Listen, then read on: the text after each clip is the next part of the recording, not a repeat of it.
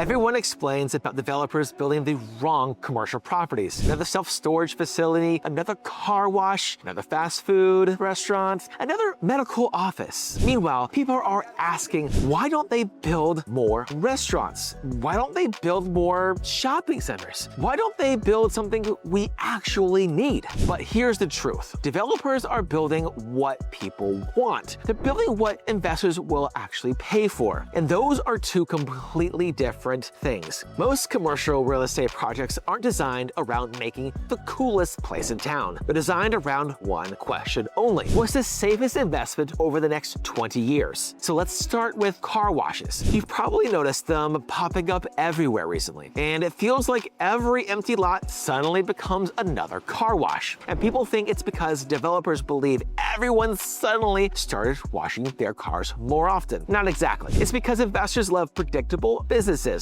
A modern express car wash can process well over 150 cars an hour during peak times while operating only a handful of employees. Low payroll, recurring membership, relatively low maintenance, predictable revenue. When an investor sees a stable cash flow with a long-term tenant, they're willing to pay a premium for that property. That's why developers keep building them. Not because they're exciting, because they're reliable. Now, look at self-storage. Most people drive by a storage facility and think, who actually uses these units? A lot more people than you actually think. The US self-storage industry generates over $40 billion annually, and roughly 1 in 10 American households rents a storage unit. Why? People are downsizing, moving, getting divorced, running businesses, living in apartments with less storage. Storage demand isn't glamorous, but it's incredibly consistent. And here's what developers absolutely love. Storage facilities have relatively low operating costs compared to shopping centers. No expensive restaurants build-outs, no consistently changing tenants, no massive staffing requirements, just long-term predictable income. Next, medical offices. Ever notice how many new commercial development includes dentist offices, urgent cares, physical therapy clinics, or medical specialists? That's because healthcare demand keeps growing. America's population is aging, and every year there are more people needing healthcare,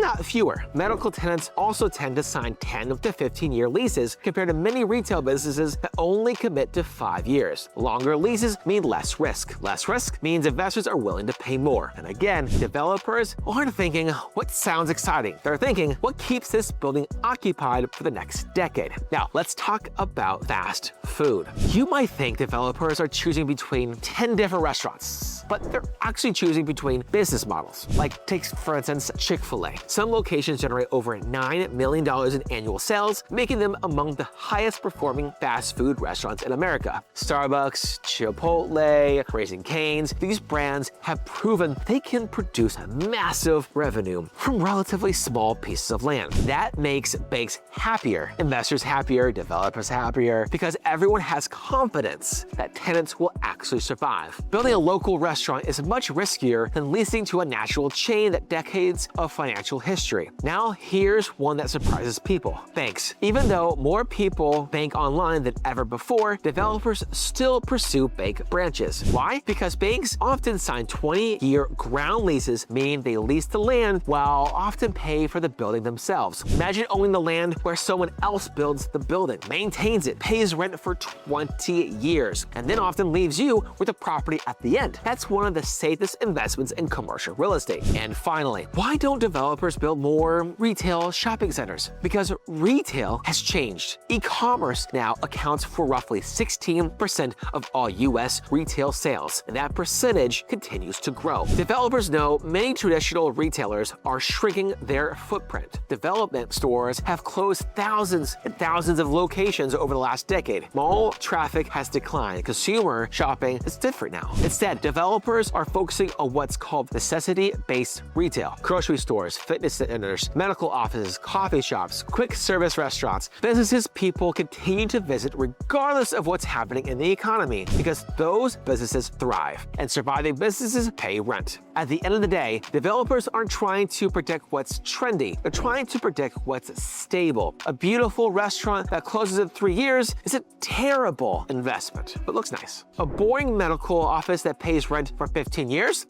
That's exactly what investors want. So the next time you drive past another self-storage self-storage facility, another car wash, another urgent care, or another Chick-fil-A. Don't assume developers got it wrong. They may actually understand the market better than anyone else. Because in commercial real estate, the buildings that make the most money usually aren't the most exciting ones. There's the ones that investors can count on year after year after year.